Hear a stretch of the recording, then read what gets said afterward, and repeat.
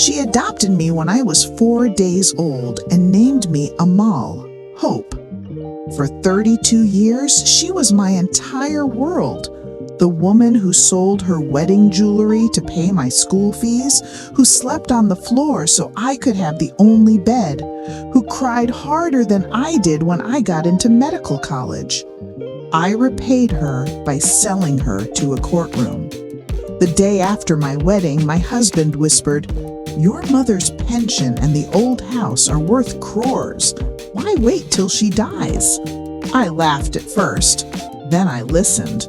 We forged medical reports, paid a doctor to say she had dementia, hired neighbors to swear she wandered naked at night. I stood in court in a white sari, tears perfect, and told the judge, "I only want to protect my mother from herself." The judge granted us guardianship. We moved her to a cheap old age home and put her house on the market. I signed the papers with the same hand that once held hers when I had fever. 3 months later, the buyer's lawyer called. "There's a problem. The real owner is here, with police."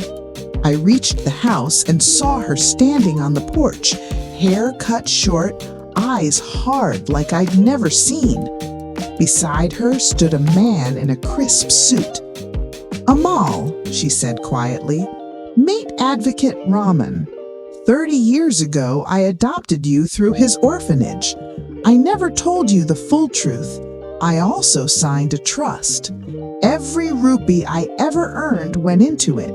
You were only the nominee, not the owner. The trust activated the day you tried to declare me insane." She handed me an envelope.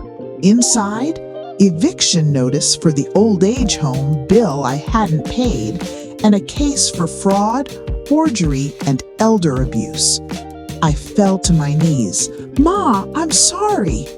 She looked down at me the way a stranger would. "I gave you a mother's love. You sold it for a flat. Now live in the flat. I already have a new family, the children in the orphanage who still call me Amma." She turned, got into a car, and left. The house was never mine. The money was never mine. The mother I murdered in court was never really gone. She just stopped being mine the day I chose greed over the woman who chose me.